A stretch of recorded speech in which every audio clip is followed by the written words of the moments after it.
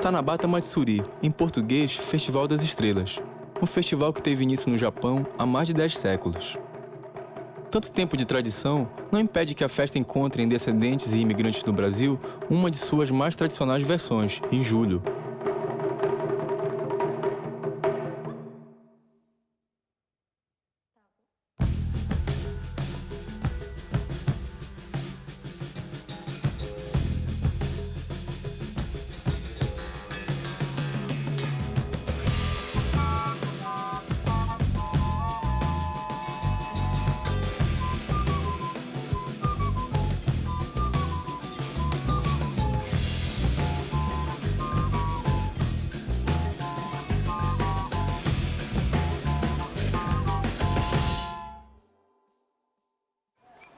A festa é baseada em uma antiga lenda oriental que sobreviveu a várias versões, mas continua a encantar gerações.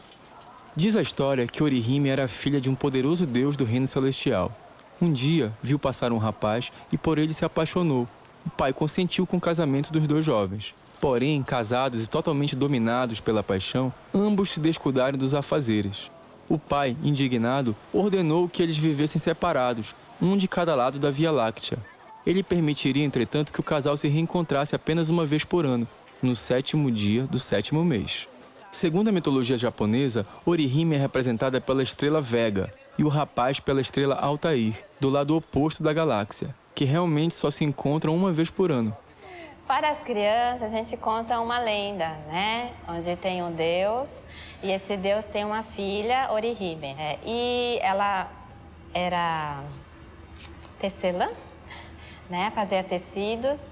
E um dia ele disse para ela: você já está adulta, então vamos casar, né?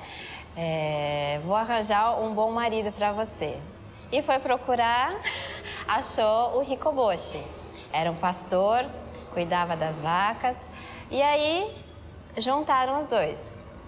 À primeira vista, os dois se apaixonaram, se casaram.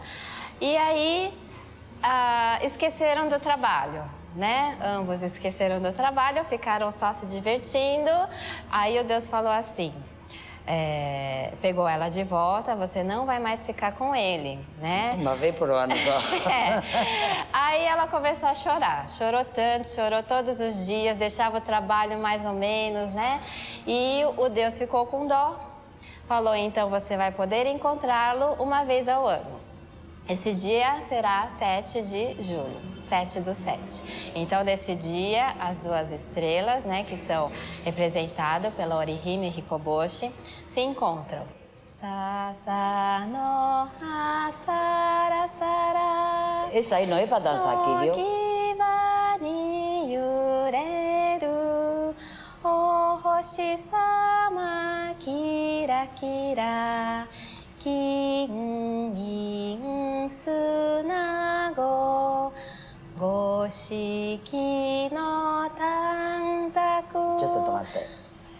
Ela falou agora, Goshiki no Tanzaku. 5 cores. 5 cores de Aquele Tanzaku. Tanzaku. O que ela está no gigante, ela fala a palavra agora, era isso. Depois continua. Watashi ga kaita o hoshi-sama kira kira sora kara miteru. Né?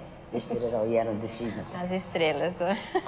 No Tanabata, as ruas do bairro e a Praça da Liberdade são decoradas com grandes ramos de bambu que recebem a ornamentação de enfeites coloridos de papel que simbolizam as estrelas. Nesses bambus são pendurados os tanzaku, pequenos pedaços também coloridos de papel onde as pessoas colocam seus pedidos. Esses pedaços de papel costumam ser coloridos e cada cor representa um tipo de desejo. Amarelo é dinheiro, rosa amor, vermelho paixão, azul proteção e saúde, verde esperança, branco paz. Os enfeites são todos preparados por voluntários até 4 meses antes da festa.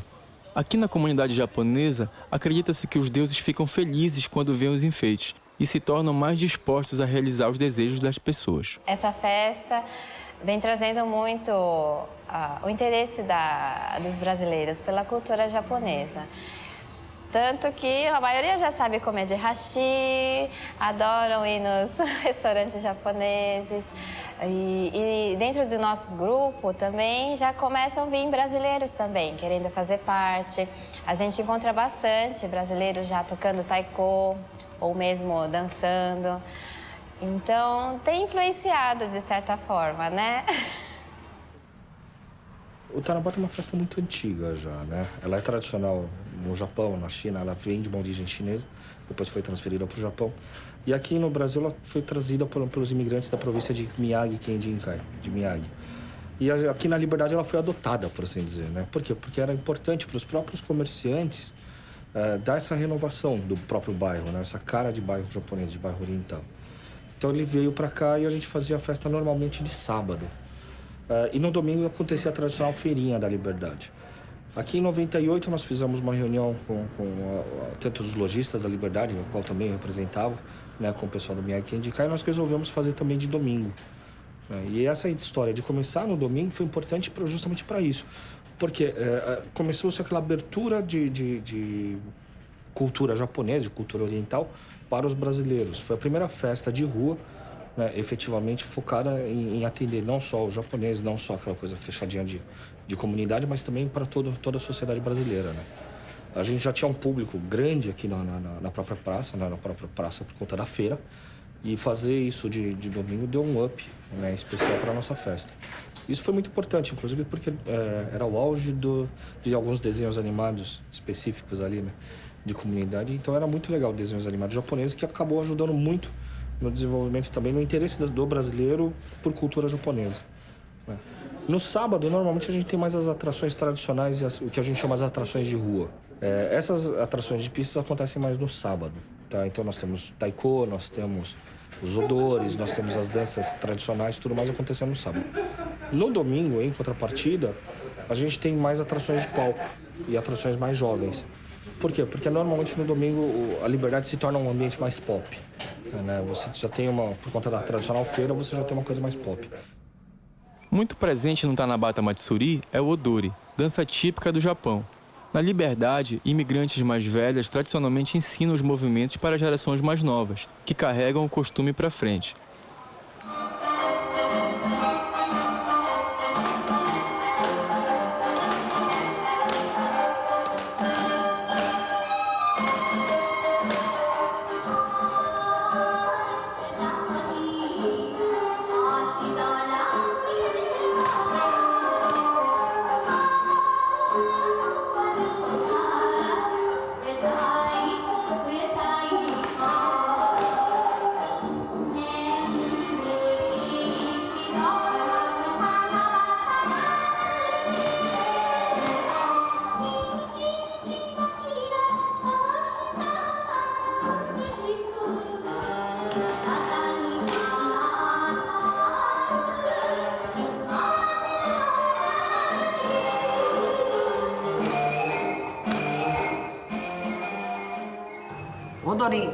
Odoriなんで。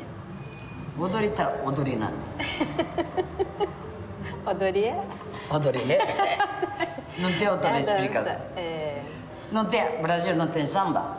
Aqui também é odori, mas não é Nihonbuyo. Outra. O odori significa dança, então engloba vários tipos de dança, né? Bon odori, toca, né? Nihon. Mas Nihonbuyo. Nihonbuyo. Nihonbuyo, dança japonesa. Dança japonesa de individual ou em grupo, né? Tem três tipos, né? E esse que a gente faz em roda, né? Com várias pessoas. Sorewa? Waodori. Waodori. Bon Que é odori, né? Bon odori, isso, que é a dança de roda, né? Matsuri, essa letra. Essa letra, Matsuri. Festa, né? Significa festa, né? Festival. E a intenção é de agradecer, né? Lá no Japão eles agradecem a colheita, né? Agradecem a pesca, agradece. E no caso do Tanabata Matsuri, agradece, né? As estrelas, né? Além de canções japonesas, um som típico, forte, faz parte da trilha sonora do festival. O responsável é um tambor chamado taiko. O taiko é um instrumento de percussão com superfície de pele de animal. É tocado com a mão ou com o uso de uma baqueta, mas sempre exige do músico a habilidade rítmica e o preparo físico para sustentar batidas homogêneas e obter som satisfatório. Jovens membros da comunidade aprendem o taiko desde muito cedo. Durante o festival, vários grupos de taiko se apresentam, criando um som homogêneo que chama a atenção das pessoas. É a Parada Taiko.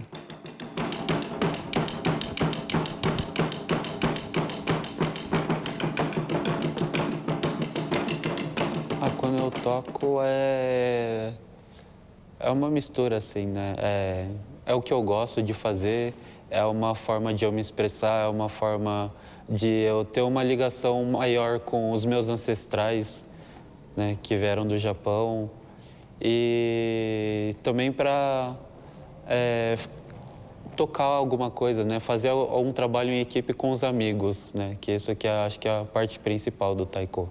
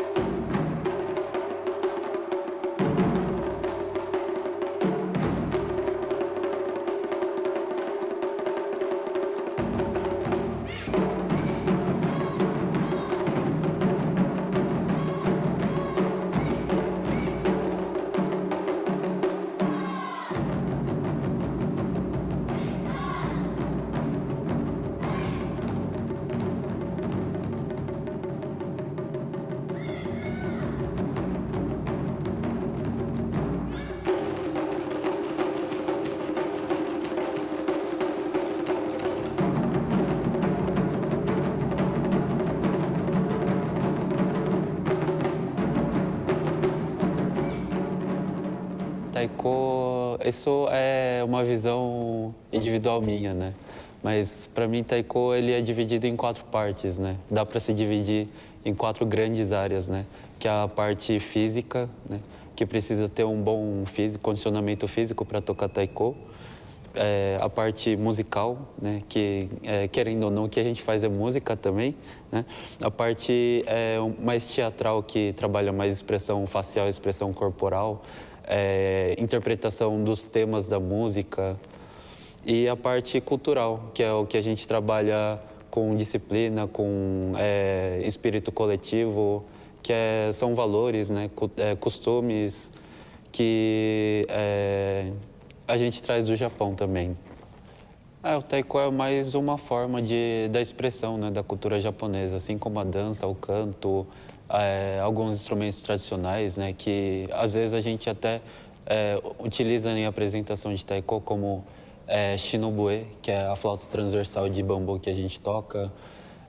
Outros instrumentos também chamados shamisen, que é como se fosse um violão japonês, um koto, que é como se fosse uma harpa japonesa também. São instrumentos que são antigos no Japão, né? E as músicas que já vêm desde aquela época, assim, contam uma parte de história ou local ou geral do Japão. É uma música que a gente toca que se chama Kenkayatai. É da autoria do professor Yoichi Watanabe, que é do Japão. E ele veio para o Brasil, ele fez essa música, deixou música para vários grupos aqui no Brasil.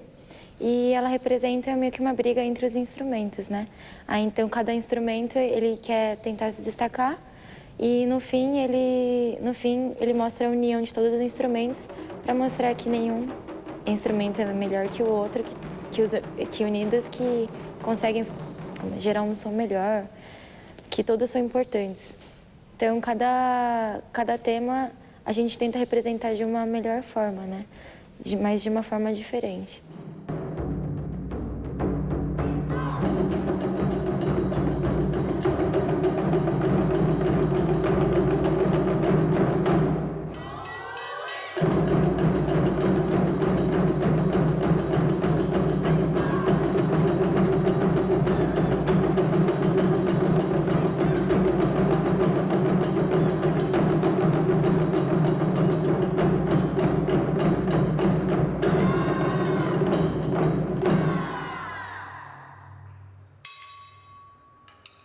caso dos enfeites, aqui no Tanabata, começam normalmente na quinta-feira. A gente começa a colocar os bambus na quinta-feira. Pelo menos era o que a gente fazia antes, né? Aí na sexta-feira a gente começa a montar alguns enfeites. Os enfeites se chamam Tanabatas. Os Tanabatas são 3 bolas grandes de papel desse tamanho, com 3,5 metros a 4 metros de comprimento. É uma coisa fantástica. Nós temos buracos na calçada, tampados, né? Enquanto não são utilizados, eles são tampados para evitar acidentes. Mas esses buracos, ele tem mais ou menos 70 centímetros de profundidade. E ali a gente encaixa os tanabatas, os bambus. E esses bambus têm 12, 13 metros de altura. Depois nós puxamos a ponta dele, ele enverga. E nós colocamos 3 tanabatas em cada linha. Por quê? Um representa a princesa, o outro o pastor e o Pai Celestial, que une eles uma vez por ano. Então é uma festividade para comemorar os 3 personagens da lenda.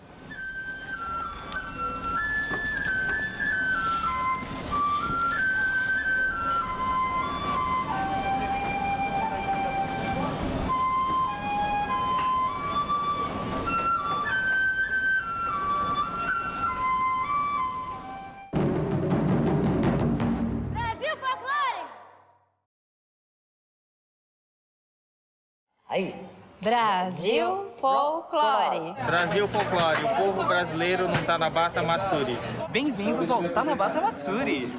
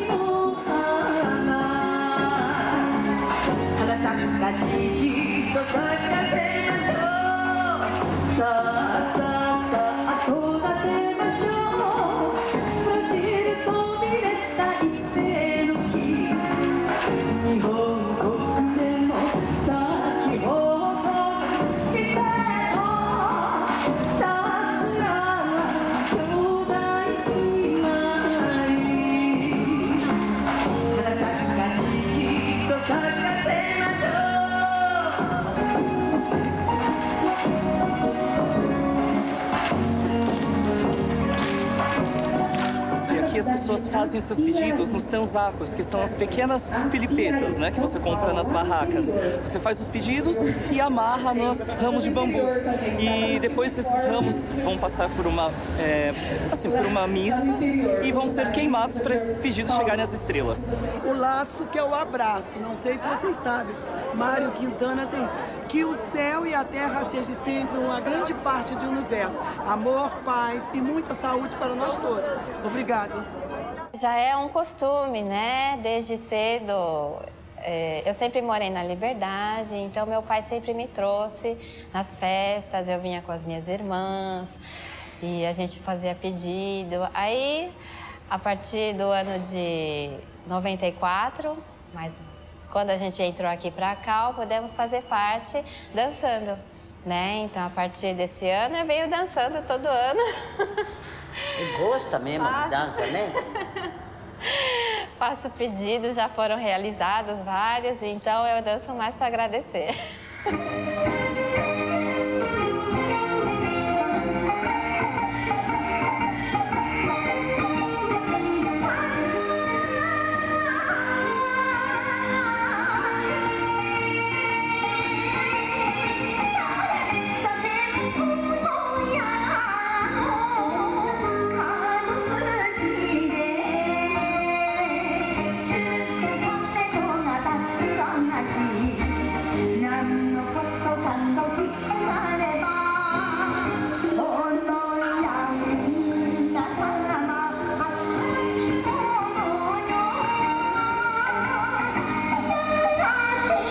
Uma das coisas que o público brasileiro mais gosta no Festival das Estrelas é a culinária japonesa. Durante o festival, a Praça da Liberdade se enche ainda mais de pessoas em busca de uma iguaria típica. Quando a gente começou não era assim, né? Minha mãe, quando ela começou, ela tinha que dar gyoza de graça para poder vender, né? E quando eu era pequeno, uma das indagações que eu fazia com ela era justamente essa. Por que a senhora dá gyoza, né? A gente tem que ganhar dinheiro e tal. Aí minha mãe me ensinou um negócio. Ela falou assim, ó, primeiro a gente ensina o brasileiro a comer e depois você vai ter o retorno disso. Aí aquilo foi virando popular, né? Aqui no bairro. E aí, conforme acho que o boca a boca foi acontecendo, o nosso negócio prosperou, né? E hoje, você vê, a gente precisa distribuir sempre para poder atender, né? Eu já cheguei a vender em festas aqui 7.000 gyozas em 2 dias.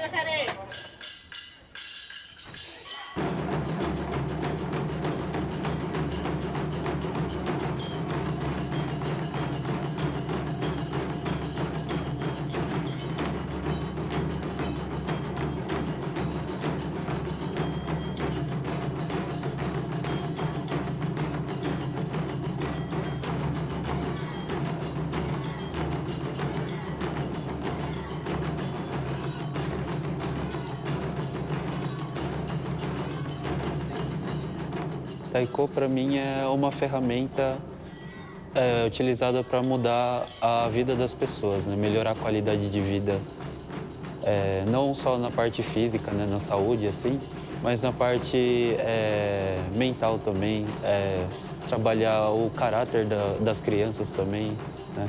Trabalhar a disciplina das pessoas. E eu acho que o Taiko é bom nisso, em ser uma luz, né, para os jovens, crianças ou qualquer pessoa de qualquer idade ter alguma luz para seguir, né?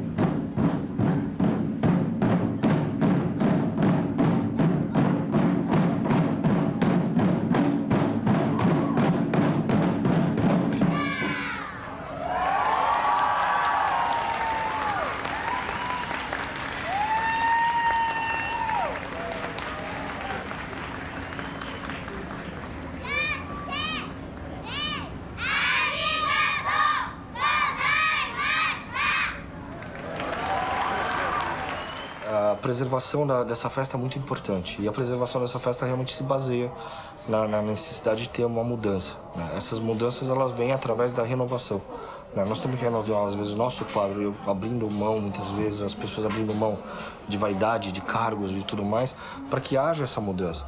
Então, essa renovação, essa coisa da gente trocar de pessoas, essa coisa da gente trazer novas atrações, sempre foi com esse intuito, né? O festival, para ele se manter vivo, ele não pode ficar só atrelado ao passado. Ele tem que pensar no futuro. Por quê? Porque ele tem que continuar atraindo pessoas. E a moda muda, as coisas mudam, o gosto das pessoas muda. A gente não precisa abrir mão do que é tradicional. Mas não quer dizer que a gente precisa ficar engessado só naquilo.